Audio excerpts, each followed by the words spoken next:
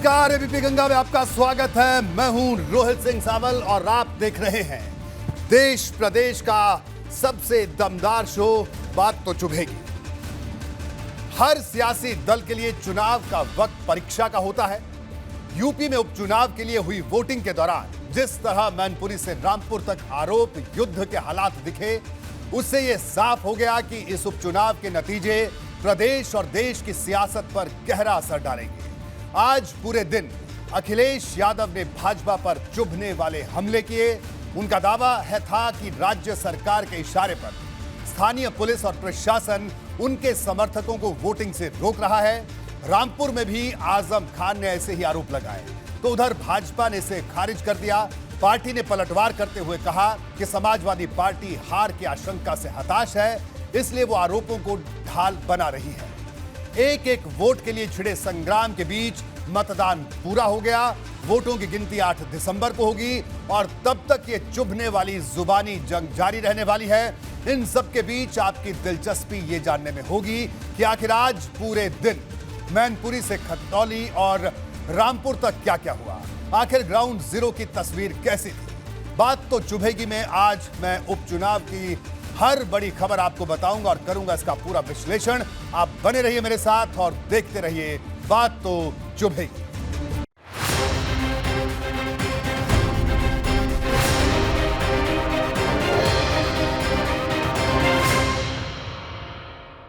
Samajwadi party ने पूरे दिन वोटिंग में गड़बड़ी को लेकर भाजपा को घेरा, तो शाम होते होते पार्टी ने एक नया ऐलान कर दिया। सपा ने ट्वीट कर अपने कार्यकर्ताओं से अपील कर डाली कि वो ईवीएम की पहरेदारी में जुट जाएं। सपा ने अपने समर्थकों को निर्देश दिया कि वोटिंग खत्म होने के बाद ईवीएम को जिस वाहन पर रखकर स्ट्रांग रूम तक ले जाया जाए उसका आप पीछा करें। सपा ने समर्थकों से कहा कि ये तब तक ईवीएम ले जाने वाले वाहन का पीछा करते रहे जब तक कि उसे काउंटिंग सेंटर तक ना पहुंचाया जाए। एक तरफ अखिलेश यादव की आक्रामक रणनीति है, तो दूसरी तरफ भाजपा ने सपा के खिलाफ चुनाव आयोग को 100 से ज्यादा ऑनलाइन शिकायतें भेजी हैं। इनमें बूथ कब्जे तक के आरोप लगाए गए हैं।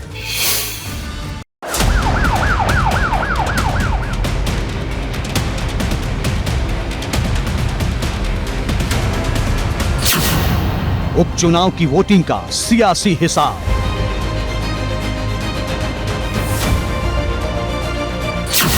अखिलेश ने खोली आरोपों की किताब।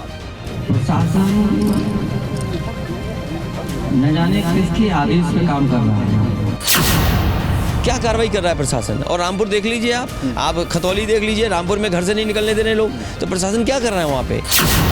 लगातार पुलिस प्रशासन इस बात का दबाव बना रहा है कि समाजवादी पार्टी का ज्यादा वोट न पड़ जाए। भाजपा का सपा को आर पार का जवाब। वहाँ पर जो है ये लोग वोट कैप्चरिंग कराना चाहते हैं, लेकिन जो इस योगी जी के राज में मुमकिन नहीं है। समाजवादी पार्टी हताशा और निराशा में ये शब्द कह रही है।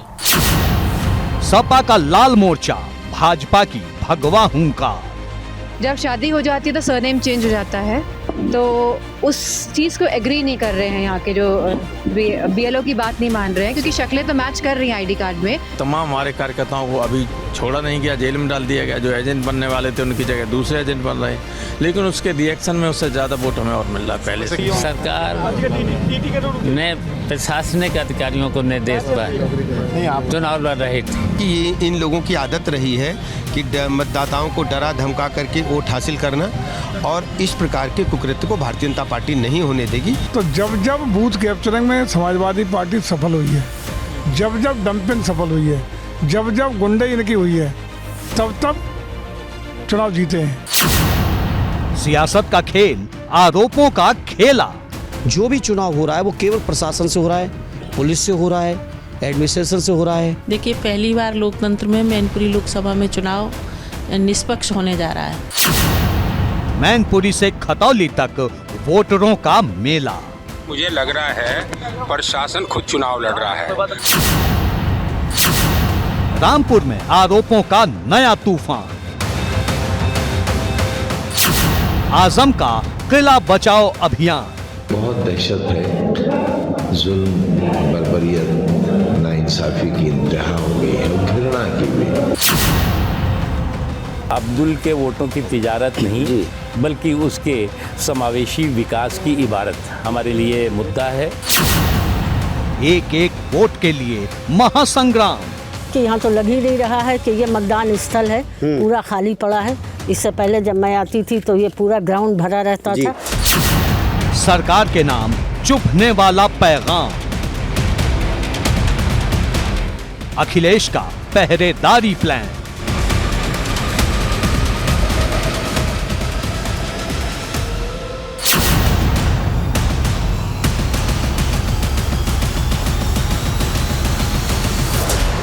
बात तो चुभेगी।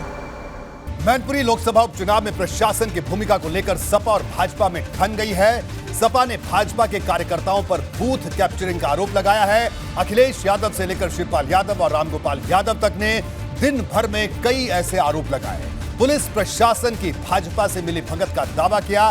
डिंपल यादव ने तो यहां तक कह दिया कि मतदान केंद्रों पर तैनात अधिकारियों और पुलिस ने उनके कई समर्थकों को वोटिंग से रोक दिया, उन्हें परेशान किया गया। एक तरफ सपा का आरोप था तो दूसरी तरफ भाजपा ने भी इसे इसी अंदाज में जवाब दिया। दिलचस्प बात यह है कि सपा और भाजपा दोनों ने चुनाव आयोग से एक दूसरे की शिकायत की।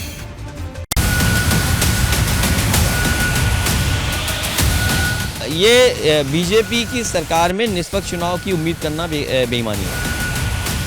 जो प्रशासन है सख्ती कर रहा है अभी भी, और लेकिन हम लोग भी तैयार हैं और हम लोग चाहते हैं कि ज़्यादा से ज़्यादा वोट प्रतिशत बढ़े।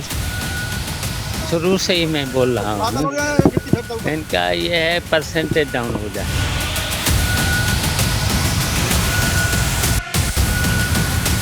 टिक टिक करती घड़ी के कांटे ने जैसे ही सुबह के 7 बजने का इशारा किया, मतदान केंद्रों पर मतदाताओं की भीड़ जुटनी शुरू हो गई।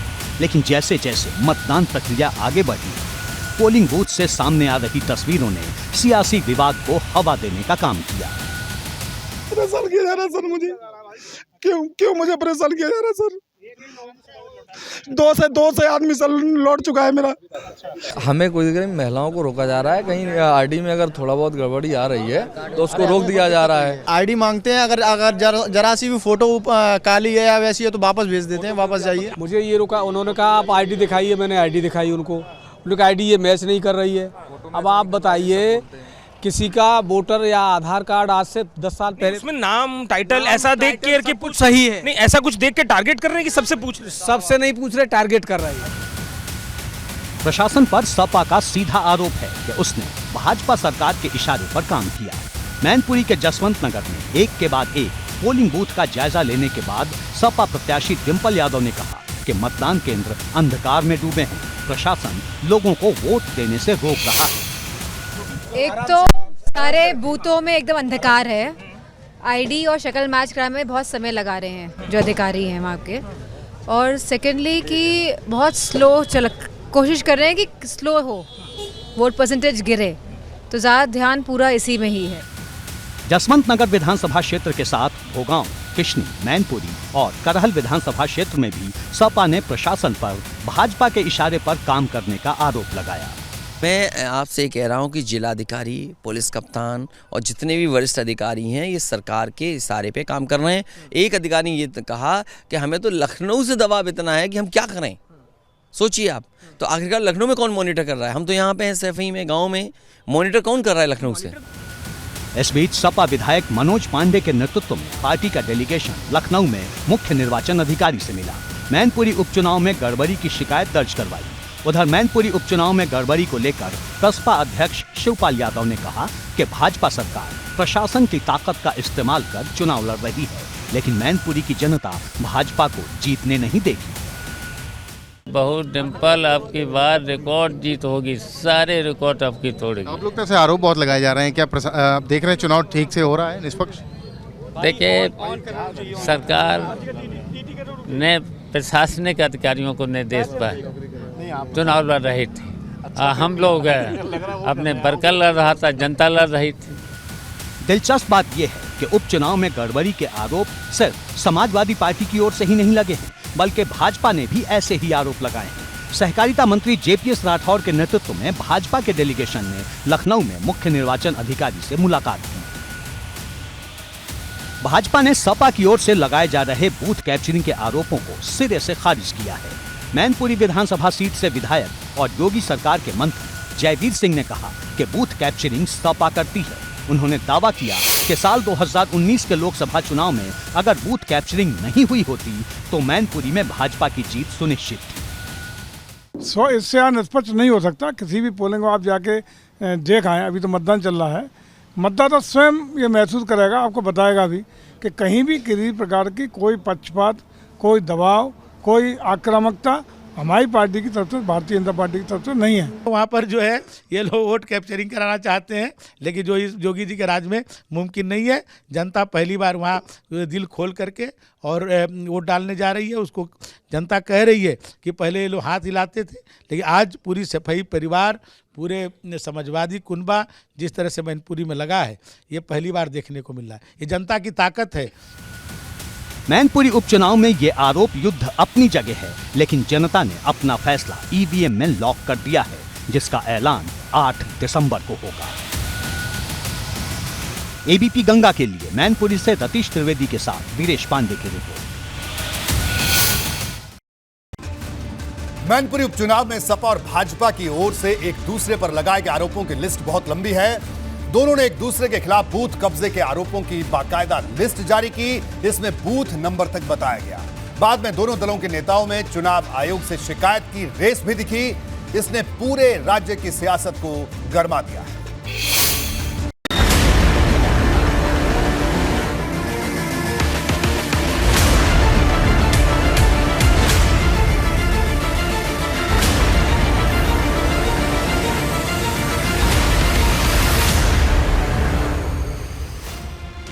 समाजवादी पार्टी की ओर से मुख्य निर्वाचन अधिकारी को सौंपे गए इस ज्ञापन को ध्यान से पढ़िए। पत्र का हर एक हर्फ आरोपों की जुबानी मतदान में गड़बड़ी के दावे करता है। इसमें लिखा है, समाजवादी पार्टी के समर्थकों को मतदान से रोका गया, मुस्लिम मतदाताओं को पोलिंग बूथ से भगाया गया, भाजपा की ओर से मतदान केंद्र के पास वोटरों को पैसे बांटे गए, करहल के बूथ नंबर 112 और 199 पर ईवीएम खराब की गई, भाजपा के इशारे पर बूथ नंबर 219 से सपा एजेंट को भगाया गया, कई बूथों पर मतदाताओं को मतदाता पर्ची के बावजूद वोट डालने नहीं दिया गया, वोटर कार्ड होने पर भी उसकी पहचान पर सवाल उठाए गए। जो मैनपुरी में है, कुछ बूथ कुछ करहल में है, जो मतदाता समाजवादी पार्टी के गए उनके साथ मारपीट हुई है, कुछ लोगों को गांव से नहीं निकलने दिया जा रहा है। हमारी ऑफिस के लोग अगर जिलाधिकारी को फोन मिला तो जिलाधिकारी अपना सीओजी अपने चपरासी को देके चले गए। देखिए, ये प्रशासन को और इलेक्शन कमीशन की जिम्मेदारी होनी चाहिए कि ज्यादा से ज्यादा वोट पड़े, और यहाँ प्रशासन कोशिश में है कि वोट ना पड़ पाए। गलत है, ये उन्हीं के लोग होंगे, फर्जी है। ये छद्म लोगों को खड़ा करके पार्टी को बदनाम करने की साजिश है। निष्पक्ष जांच होगी और भारतीय जनता पार्टी शुचिता के साथ कार्यकर्ताओं को लेकर के, आदरणीय प्रधानमंत्री नरेंद्र मोदी जी की गरीब कल्याण योजनाओं को लेकर के और योगी जी के लॉ एंड ऑर्डर की बातों को लेकर जनता में जाते हैं और बड़े उत्साह लोग बीजेपी को चाह रहे हैं, बीजेपी को आशीर्वाद दे रहे हैं। सपा की ओर से मैनपुरी उपचुनाव में गड़बड़ी के आरोपों की फहरिस्त लंबी है। अब देखिए कि भाजपा की ओर से क्या आरोप लगाए गए। भाजपा के उत्तर प्रदेश इकाई के ट्विटर हैंडल से इस बारे में एक के बाद एक कई ट्वीट किए गए हैं। भाजपा ने लिखा, सपा कार्यकर्ताओं ने मतदान को प्रभावित करने की कोशिश की। बूथ संख्या 336, 338, 339, 340 और 341 पर मतदाताओं को वोट करने से रोका गया। बूथ संख्या 361 और 362 पर सपा की ओर से फर्जी मतदान किया गया। थोड़ी सी सख्ती प्रशासन की तरफ से इस मामले में की जा रही है कि परसेंटेज किसी भी तरह कम किया जाए, जो कि वोट इस पूरे क्षेत्र में नेताजी का और समाजवादियों का ही रहा है। तो कहीं भी भारतीय जनता पार्टी को वोट नहीं मिल रहा है, तो वो कहीं ना कहीं वो प्रयास कर रही हैं कि किसी तरह वोटिंग परसेंटेज कम हो जाए। देखिए, जब पहले से आशंका हो कि हम बहुत बड़े अंतर से चुनाव हारने जा रहे हैं, तब लोग, ऐसे समझदार लोग स्क्रिप्ट की रचना पहले करते हैं। प्लेटफार्म चाहिए हार से को परिभाषित करने का, इसलिए इसी हताशा और निराशा हम वो कर रहे हैं। वोटिंग में गड़बड़ी के सवालों पर मैनपुरी से लखनऊ तक सियासत का पाला हाई। ट्वीट के तरकश से तीर चलाए जा रही है, बयानों के जरिए सवाल उठाए जा रहे हैं। भारतीय जनता पार्टी की सरकार आज लोकतंत्र की हत्या पर आमादा है। उपचुनाव में सत्ता, शासन, प्रशासन, सरकारी मशीनरी का दुरुपयोग कर मतदाताओं को डरा धमका रही है। समाजवादी पार्टी के मतदाताओं को वोट न देने के लिए दबाव बना रही है। जब हार दिखाई दे रही है तो बहाने ढूंढे जा रहे हैं। निष्पक्ष चुनाव में भारतीय जनता पार्टी सरकार पूरा भरोसा रखती है और होते आए हैं। और आपने देखा कि इस रामपुर लोकसभा उपचुनाव आजमगढ़ में भी ऐसे आरोप लगाए थे जो निराधार साबित हुए और भारतीय जनता पार्टी की जीत हुई। और अभी भी आप देखिएगा इन 3 जो उपचुनाव आज मतदान जहां हो रहा है वहां कमल का फूल खिला है। समाजवादी पार्टी की ओर से जिन बूथों पर गड़बड़ी की शिकायत की गई है उनमें से कई भोगांव विधानसभा क्षेत्र के। भोगांव विधानसभा क्षेत्र से भाजपा के विधायक राम नरेश अग्निहोत्री का बयान सुनिए। कह रहे हैं कि सपा की ओर से की जा रही शिकायत हार की आहट से उपजी बौखलाहट। ये तो एक रटा रटाया आरोप है। जो लोग हारते हुए दिखाई देते हैं वो फिर किस पे ठीकरा फोड़ा जाए इसका पहले से स्क्रिप्ट लिख लेते हैं। तो वो ये स्क्रिप्ट लिख रहे हैं हार के लिए, क्या सरकारी मशीनरी ने हरा दिया कि ईवीएम ने हरा दिया। सपा और भाजपा की ओर से एक दूसरे पर आरोप प्रत्यारोप के बीच खबर थी कि यादव बहुल अंजनी गांव में सपा के समर्थकों को धमकाया जा रहा है। लेकिन जब एबीपी गंगा की टीम ने अंजनी गांव के मतदान केंद्र का जायजा लिया तो तस्वीर कुछ और निकली। किसी मतदान केंद्र पर इक्का दुक्का मतदाता नजर आ रहे हैं, लेकिन कई सारे ऐसे मतदान केंद्र हैं जहां बड़ी संख्या में लोग सुबह से ही मतदान के लिए पहुंच रहे हैं। ये गांव अंजनी का पूर्व माध्यमिक विद्यालय है। आप देख सकते हैं कि लंबी क्यू, एक लंबी लाइन यहाँ नज़र आ रही है। उत्साह कहीं ना कहीं मतदाताओं में यहाँ देखने को मिल रहा है। और ऐसे में कुछ मतदाताओं से ही बात कर लेते हैं। ठीक से मतदान हो रहा है? ठीक से हो रहा है। कोई आप लोगों को किसी तरह का कोई प्रॉब्लम? क्योंकि जगह जगह समाजवादी पार्टी बीजेपी पर आरोप लगा रही है, बीजेपी सपा पर आरोप लगा रही है कि उनको रोका जा रहा है वोट करने से। नहीं, यहाँ कोई नहीं रोका। आप लोग बिल्कुल भयमुक्त होकर बिल्कुल। हालांकि बयानों के बवंडर में एक बयान प्रशासन की तारीफ में भी आया। सपा के राष्ट्रीय महासचिव रामगोपाल यादव ने प्रशासन की तारीफ की। और इटावा जिला प्रशासन अभी तक पूरी तरह से मुझे निष्पक्ष लग रहा है। मैं जिला प्रशासन इटावा को इसके लिए बधाई देना चाहता हूँ। फिलहाल तमाम सवालों के बीच मैनपुरी संसदीय सीट पर मतदान की प्रक्रिया पूरी हो चुकी है।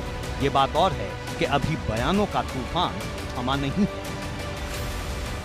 एबीपी गंगा के लिए मैनपुरी से वीरेश पांडे और लखनऊ से शैलेश अरोड़ा के साथ ब्यूरो रिपोर्ट।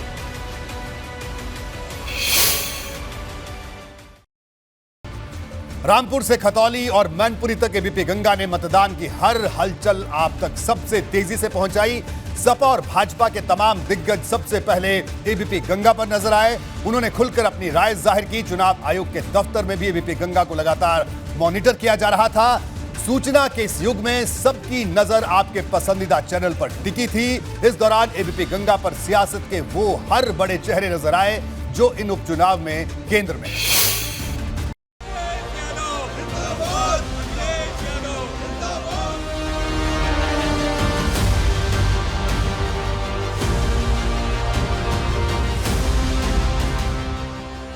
एक के बाद एक हमला हर घंटे सैफई परिवार की तरफ से भाजपा पर तीखे तीर।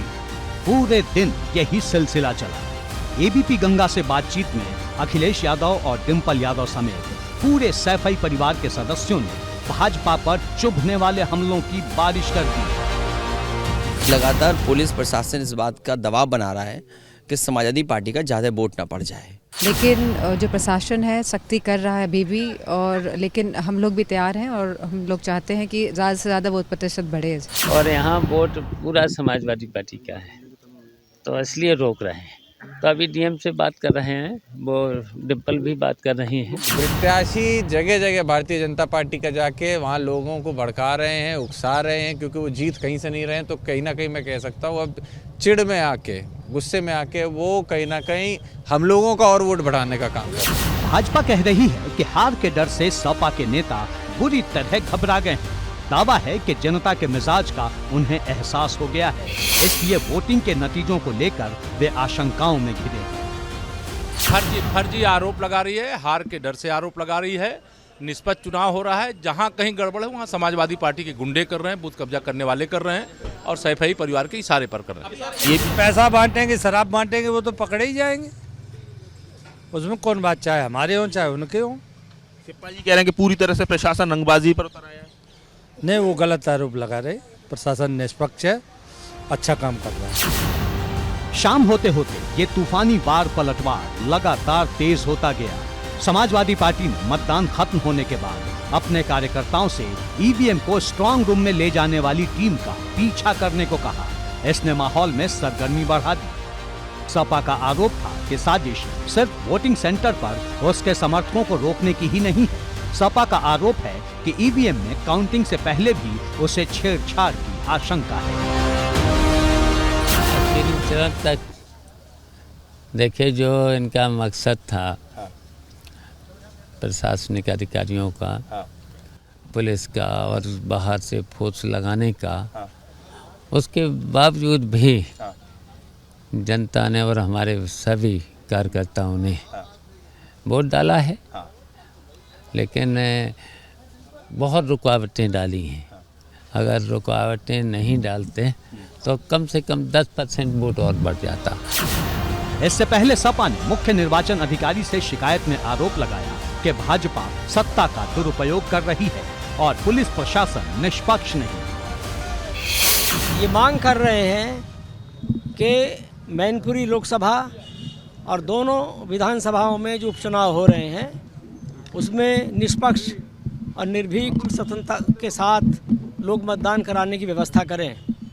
निर्वाचन आयोग को भी लिखा है। खासकर अगर हम देखें रामपुर, मैनपुरी और खतौली, रामपुर से जो दृश्य आ रहे हैं ये लोकतंत्र को तार तार करने वाले दृश्य हैं। एक तरफ एक बुजुर्ग को इस तरह मारा जा रहा है कि उसके मांस के लोथड़े हाथ से निकल जा रहे हैं। कुछ लोग अपने घर में बैठे हुए, घर में घुसकर उनकी क्रॉकरी, उनकी कुर्सियां, उनकी मेज, उनकी टीवी तोड़ दी जा रही है। ये वीडियो आ रही है और ये धमकाते हुए वहाँ के एक सब इंस्पेक्टर की वीडियो आ रही है कि वोट डालने जाओगे। साफ है कि वोटिंग के दौरान का घमासान तो थम गया, लेकिन नतीजे से पहले तक बयानों का बवंडर ऐसे ही जारी रहने वाला है। एबीपी गंगा के लिए ब्यूरो रिपोर्ट। मैनपुरी में वोटिंग के हर उतार चढ़ाव पर आज लाखों लोगों की निगाहें टिकी थी। मुलायम सिंह यादव के निधन के बाद हो रहे इस लोकसभा चुनाव में कितनी वोटिंग हुई इस उपचुनाव में, इसमें सबकी दिलचस्पी थी। उपचुनाव के लिए सबसे ज्यादा मतदान खतौली में हुआ, दूसरे नंबर पर मैनपुरी, तो तीसरा नंबर रामपुर विधानसभा का था। यहां सबसे कम मतदान हुआ। अब वोटिंग के इन आंकड़ों से चुनाव विश्लेषक नतीजों का अनुमान लगाने में जुटे हैं।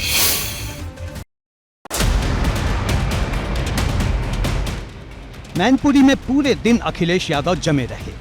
हर इलाके से सपा के नेताओं और कार्यकर्ताओं के सीधे संपर्क में बने रहे। हर मिनट का अपडेट लेते रहे और मीडिया से खुलकर बात करते रहे।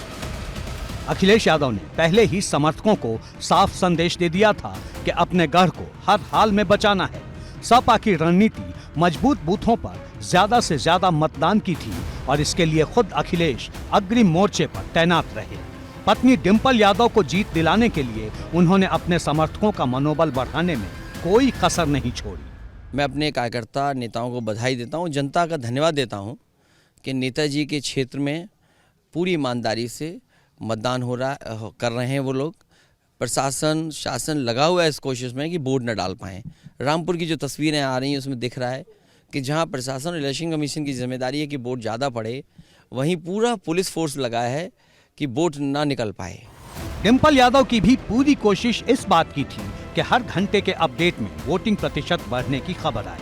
सपा को ये भरोसा मैनपुरी में अपने समर्थकों की बड़ी तादाद को लेकर था, इसलिए डिंपल यादव पुलिस प्रशासन पर हमले की बौछार करती रही। भाजपा पर अपने समर्थकों को वोटिंग से रोकने के आरोपों की झड़ी लगाती दिखी।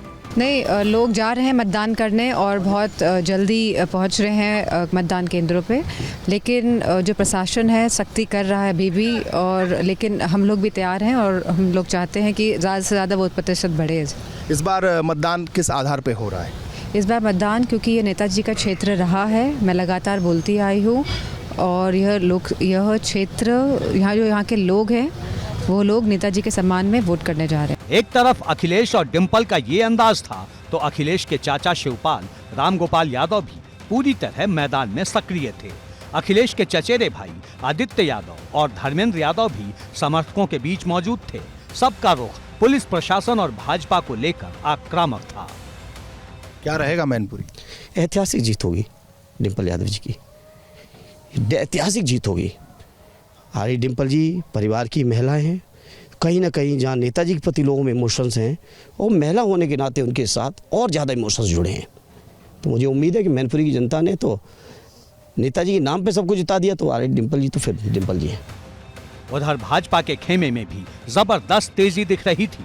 अहले सुबह से उम्मीदवार रघुराज शाक्य ने पार्टी कार्यकर्ताओं से संपर्क बना रखा था। भाजपा के मजबूत गढ़ से ज्यादा वोटिंग के लिए यहां भी पूरी ताकत झोंकी जा रही थी। एक एक समर्थक को बूथ तक पहुंचाने की योजना पर अमल हो रहा था। इन सब के बीच भाजपा सपा के हर हमले का जवाब दे रही थी। परिवर्तन होगा, मैनपुरी लोकसभा में परिवर्तन होगा। एक किसान का बेटा जीतेगा, कमल खिला। कितने भी ये गुंडाई कर दें, कुछ भी कर लें, जनता बिल्कुल एक मत होने का काम कर रही है, गुंडाई कर रहे हैं। रघुराज शाक्य ने जसवंत नगर के अपने गांव धौलपुर खेड़ा में वोटिंग की। साथ में पत्नी सीमा शाक्य भी मौजूद थी। रघुराज शाक्य ने बार बार दावा किया कि मैनपुरी में इस बार इतिहास बदलने जा रहा है, पूरी शान से कमल खिलने जा रहा है। इन सब के बीच पुलिस प्रशासन पर भी नजरें टिकी थी। जिस तरह सपा और भाजपा ने एक दूसरे पर मतदान के दौरान बूथ कब्जे और गड़बड़ी के आरोप लगाए और चुनाव आयोग के साथ ही अधिकारियों से शिकायत की, उसके बाद पुलिस की तरफ से भी बड़ा बयान आया। यूपी पुलिस के ADG law and order Prashant Kumar ने कहा कि पुलिस पूरी तरह मुस्तैद है और हर जगह निष्पक्ष चुनाव के लिए सुरक्षा सख्त है। ये जहाँ भी चुनाव हो रहे हैं सभी संवेदनशील क्षेत्र हैं, वहाँ निर्वाचन आयोग के मानक के हिसाब से सभी बूथों पे पैरामिलिट्री फोर्स लगाई गई है। पैरामिलिट्री फोर्स 65 कंपनी लगी है, इसके अतिरिक्त 33 कंपनी पीएसी लगी है तथा 15,000 के करीब हमारे सिविल पुलिस का कंपोनेंट है। मैनपुरी के साथ ही इस उपचुनाव को लेकर रामपुर सीट की भी हर तरफ चर्चा रही। आजम खान की विधायकी खारिज होने के बाद यहां उपचुनाव हुआ। इसी साल हुए विधानसभा चुनाव में यहां 56% से ज्यादा वोटिंग हुई थी, लेकिन ताजा उपचुनाव में वोटिंग की रफ्तार बेहद कम रही। रामपुर विधानसभा सीट पर शाम 5 बजे तक सिर्फ 31.22% वोटिंग हुई। सपा का आरोप है कि प्रशासन ने भाजपा के साथ मिली भगत कर उसके समर्थकों को वोट डालने से ही रोक दिया। पूरे दिन इस पर सियासत गर्म रही। वहीं भाजपा ने भी कुछ इसी तरह के आरोप सपा पर लगाए।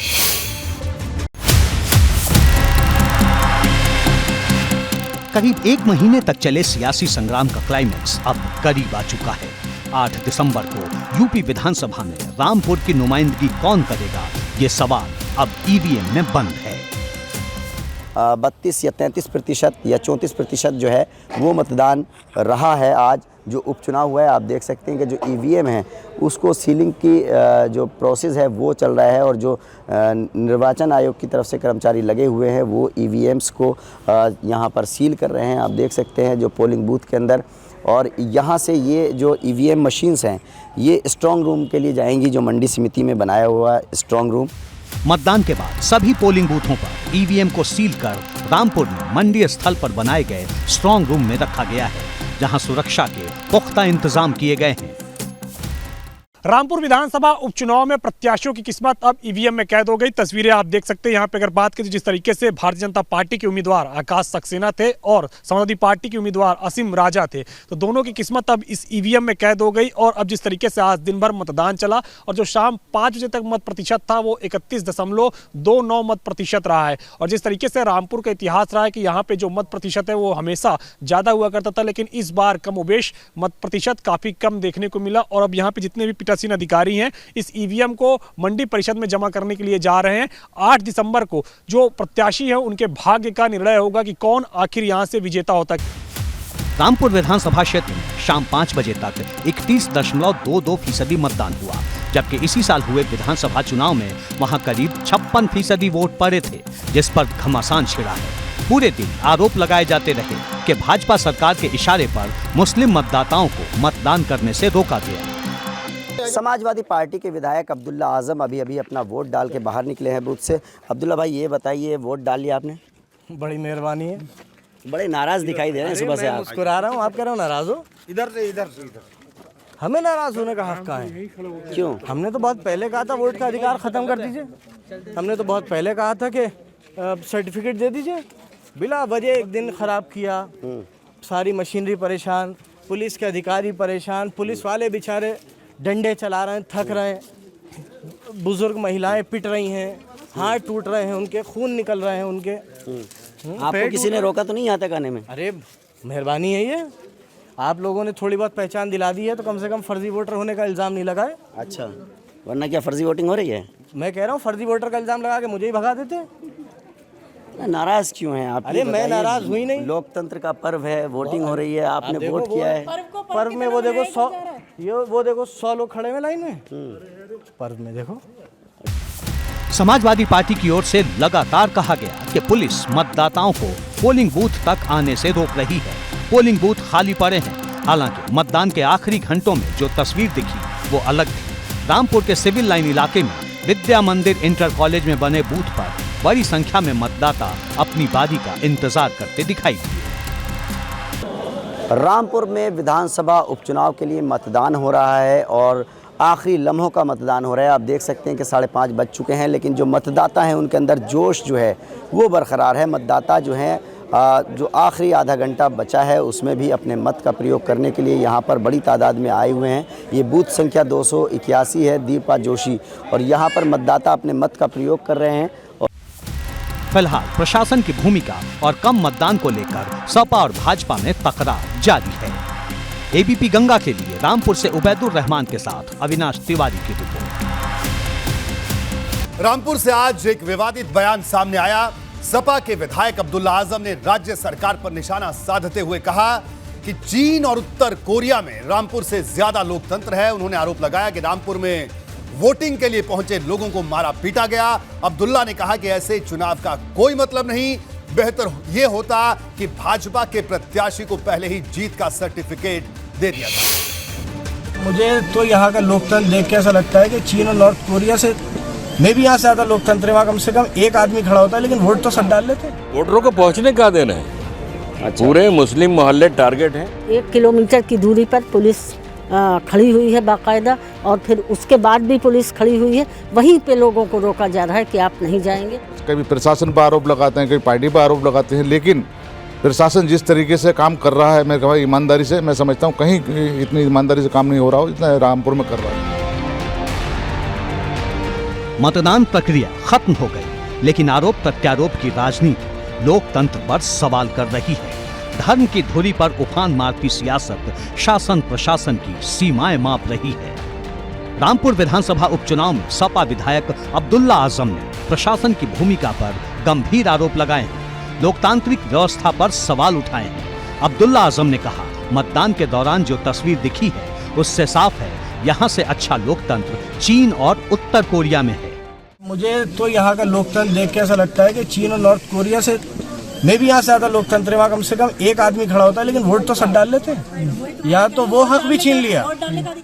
भाजपा ने अब्दुल्ला के उत्तर कोरिया और चीन से रामपुर के लोकतंत्र की तुलना करने पर तीखा पलटवार किया। आकाश सक्सेना ने तो यहाँ तक कह डाला कि अगर अब्दुल्ला को उत्तर कोरिया का लोकतंत्र पसंद है तो वहीं चले जाएं और फर्जी जन प्रमाण पत्र बनवाकर नागरिकता ले लें। भाई हम तो ये कहते हैं कि अगर अच्छा है तो वहीं चले जाओ, और वहाँ भी जाके फर्जी बर्थ सर्टिफिकेट बना के फर्जी नागरिकता लेके वहाँ से चुनाव लड़ लो। लेकिन पहले यहाँ का जो किया है वो तो पहले निपटा लो। जो कुकर्म हमारे जो इस धरती पर किए हैं उसकी सज़ा तो लेते जाओ न्यायपालिका से। दरअसल समाजवादी पार्टी के आरोप एक धर्म विशेष के मतदाताओं के साथ कथित भेदभाव को लेकर है। दावा है कि मुस्लिम बस्तियों के आगे पुलिस का पहरा बिठा दिया गया था, मतदाताओं को बाहर निकलने ही नहीं दिया, जो निकले भी उनकी पर्ची फाड़ दी गई। वोटरों को पहुंचने का देना है। अच्छा। पूरे मुस्लिम मोहल्ले टारगेट है। यहाँ चौराहे पर पुलिस बैठी है, वो इधर से नहीं आने दे रही, वो पुलिस खड़ी है। इस पुलिस का क्या मतलब है अलावा इसके कि वोटरों को आने से रोके? ये वजह क्या है इसकी? वजह यह है कि यहाँ भारतीय जनता पार्टी कभी जीत ही नहीं सकती। 1 किलोमीटर की दूरी पर पुलिस खड़ी हुई है बाकायदा, और फिर उसके बाद भी पुलिस खड़ी हुई है। वहीं पे लोगों को रोका जा रहा है कि आप नहीं जाएंगे। पर्चियां लेकर उनकी फाड़ी जा रही हैं, मतदाताओं को मारा पीटा जा रहा है। बुजुर्ग अभी एक मुझे मिले थे जिनका हाथ तोड़ दिया गया है। इन हालात में ये एक मजाक है इलेक्शन। मैनपुरी संसदीय क्षेत्र और खतौली विधानसभा क्षेत्र की तुलना में रामपुर में सबसे कम मतदान हुआ है। पूरे दिन इसी को लेकर सवाल उठते रहे, जो मतदान खत्म होने के बाद भी बने हुए हैं। उत्तर प्रदेश में भाजपा ने सत्ता का दुरुपयोग किया है। लगातार लोकतंत्र की हत्या करने में वो अपनी भूमिका निभा रही है। सरकार ने यही तय कर लिया कि उसे आयोग नहीं मानना है, चुनाव की नीतियों को नहीं मानना है, तो कुछ भी करे उसके लिए स्वतंत्र है। वो booth capturing Bharatiya Janata party के लोग अलोकतांत्रिक तरीके से कर रहे हैं। मैं समझता हूं कि आज लोकतंत्र बहुत शर्मसार हो रहा है। अगर सरकार ने यही तय कर लिया कि उसे आयोग नहीं मानना है, चुनाव की नीतियों को नहीं मानना है, तो कुछ भी करे उसके लिए स्वतंत्र है। वो आज पूरा देश देख रहा है, पूरी मीडिया देख रही, जनता देख रही, मतदाता देख रहा है कि किस तरीके से मतदान करने के लिए लोगों को रोका जा रहा है। सपा की ओर से जो आरोप लगाए गए हैं वो बेहद संगीन है, जिसे भाजपा हार की हताशा से जोड़ रही है। कभी प्रशासन पर आरोप लगाते हैं, कभी पार्टी पर आरोप लगाते हैं, लेकिन प्रशासन जिस तरीके से काम कर रहा है, मैं कहूँ ईमानदारी से, मैं समझता हूँ कहीं इतनी ईमानदारी से काम नहीं हो रहा हो जितना रामपुर में कर रहा है। मैं कोई शिकायत अभी तक ऐसी नहीं मिली है कि जो प्रशासन के ऊपर लगाई जाए, लेकिन उनकी आदत है, कल भी चुनाव से पहले ही धरने पे बैठ गए वो लोग, और उन्हें तो पता ना ऊपर से कहाँ से अंतर्यामी है क्या है, वो सूचना मिल जाती है कि कल को ऐसा होने जा रहा है। अब सबकी नजर 8 दिसंबर को आने वाले नतीजों पर है कि आखिर आने वाले वक्त में विधानसभा में रामपुर की रहनुमाई का ताज किसके सिर सजता है। एबीपी गंगा के लिए रामपुर से उबैदुर रहमान के साथ ब्यूरो रिपोर्ट। बात खतौली के ग्राउंड जीरो की। इस विधानसभा सीट के उपचुनाव में मैनपुरी और रामपुर से कहीं ज्यादा वोटिंग हुई है। हालांकि ये पिछली बार के मतदान से कम है, इसलिए खतौली के नतीजों को लेकर लोगों की दिलचस्पी बढ़ गई है। खतौली में भी पूरे दिन सपा और भाजपा के नेताओं के बीच जुबानी तकरार चलती रही। इस दौरान हर जगह वोटरों की लंबी कतारें नजर आई। हर वर्ग के लोगों ने बढ़ चढ़कर वोट किया।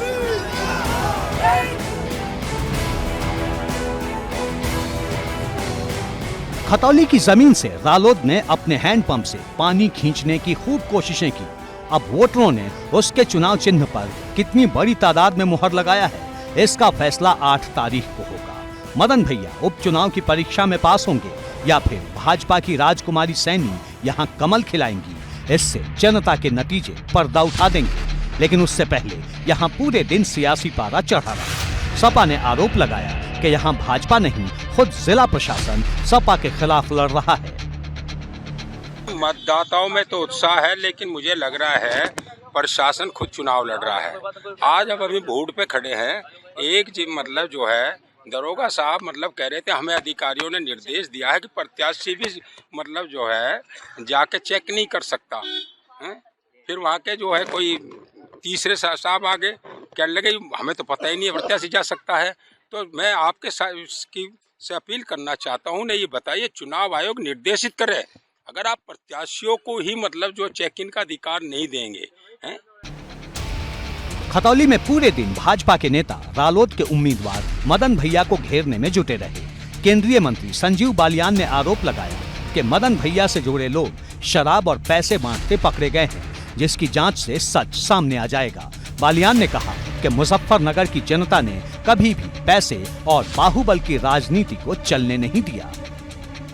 अभी तो उनके लोग पकड़े गए ना, शराब बांटते हुए, पैसा बांटते हुए। अभी तो जांच होगी उन आरोपों की, किस किस को पैसा गया, कैसे कैसे गया।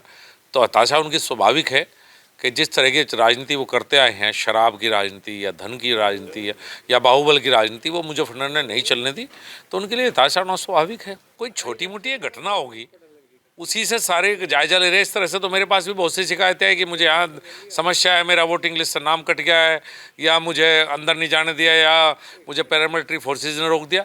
ये समस्याएं तो सबके साथ है, और ये इतने बड़े चुनाव में छोटी मोटी समस्याएं होती भी हैं।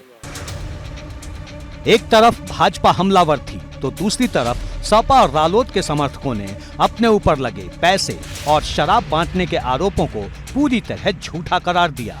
इसी गहमा-गहमी के बीच खतौली में वोटिंग चलती रही। भले खतौली के उपचुनाव में इसी साल हुए विधानसभा चुनाव के मुकाबले कम वोटिंग हुई, लेकिन मैनपुरी और रामपुर के मुकाबले यहां ज्यादा मतदाता बूथ तक पहुंचे।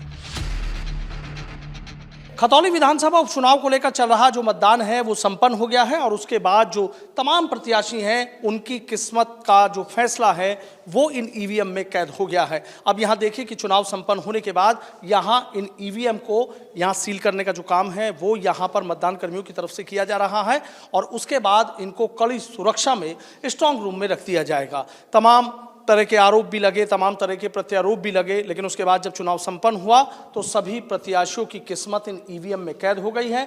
अब 8 दिसंबर को जब मतगणना होगी तब ये पता लगेगा कि आखिर किस प्रत्याशी के सिर पर जीत का सेहरा बंधा है। हालांकि बीजेपी प्रत्याशी राजकुमारी सैनी और राष्ट्रीय लोकदल के प्रत्याशी, गठबंधन के प्रत्याशी मदन भैया के बीच ही कड़ा मुकाबला माना जा रहा है। दोनों के बीच कांटे की टक्कर मानी जा रही है और किसने किसको कितना पीछे छोड़ा, कौन किससे कितना आगे निकला, ये फैसला अब 8 दिसंबर को होना है। वोटिंग के बाद दोनों ही दलों के एजेंट की मौजूदगी में यहां ईवीएम को सील किया गया और इसे स्ट्रांग रूम में भेज दिया गया। खतौली विधानसभा का उपचुनाव तमाम आरोप प्रत्यारोप के बीच संपन्न हो गया है और जो तमाम प्रत्याशी हैं उनकी किस्मत ईवीएम में कैद हो गई है। अभी आप देखिए कि इन ईवीएम को सील करने के बाद अब कड़ी सुरक्षा के बीच इनको स्ट्रांग रूम में भेजा जा रहा है और वहां भी सुरक्षा का जो सख्त पहरा है वो लगाया गया है। अभी आप देखिए जो मतदान कर्मी है वो यहाँ से जो ईवीएम है उस ईवीएम को सील करने के बाद यहाँ से ले जा रहे हैं और देखिए जो अर्धसैनिक बल हैं, अर्धसैनिक बलों के सुरक्षा घेरे में इन ईवीएम को स्ट्रांग रूम तक ले जाया जाएगा। खतौली में भाजपा की पूरी कोशिश अपना कब्जा बरकरार रखने की है। वहीं रालोद और सपा गठबंधन के उम्मीदवार मदन भैया ने इस बार भाजपा के सफाई का दावा दोहराया है। एबीपी गंगा के लिए खतौली से सनुज शर्मा की रिपोर्ट।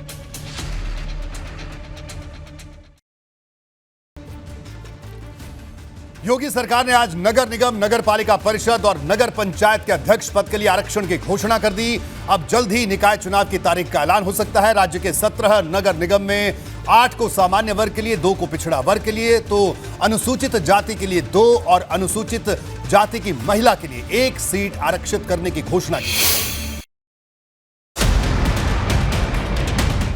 लगातार ये चर्चा गर्म थी कि आखिर सरकार की तरफ से नगर निगम, नगर पालिका परिषद और नगर पंचायत के अध्यक्ष पद के लिए आरक्षण की घोषणा कब की जाएगी।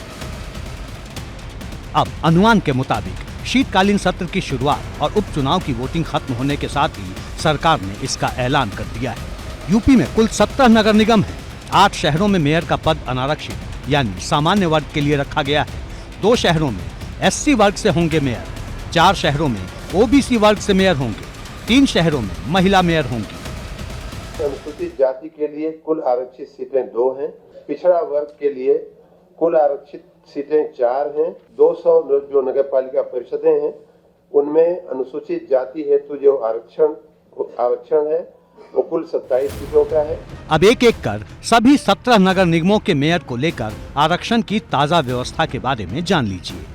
आगरा मेयर सीट अनुसूचित जाति महिला के लिए रिजर्व, झांसी मेयर सीट अनुसूचित जाति के लिए reserve, Mathura Vrindavan mayor seat OBC महिला के लिए reserve, Aligarh mayor seat OBC महिला के लिए reserve, Meerut mayor seat OBC के लिए reserve, Prayagraj mayor seat OBC के लिए रिजर्व, अयोध्या मेयर सीट महिला के लिए रिजर्व, सहारनपुर मेयर सीट महिला के लिए रिजर्व, मुरादाबाद मेयर सीट भी महिला के लिए रिजर्व है।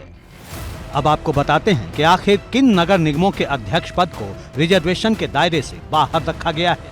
ये नगर निगम है फिरोजाबाद, गाजियाबाद, लखनऊ, कानपुर, गोरखपुर, वाराणसी, बरेली और शाहजहांपुर। अब सबको इंतजार इस बात का है कि निकाय चुनाव की तारीखों का ऐलान कब होता है। एबीपी गंगा के लिए ब्यूरो रिपोर्ट।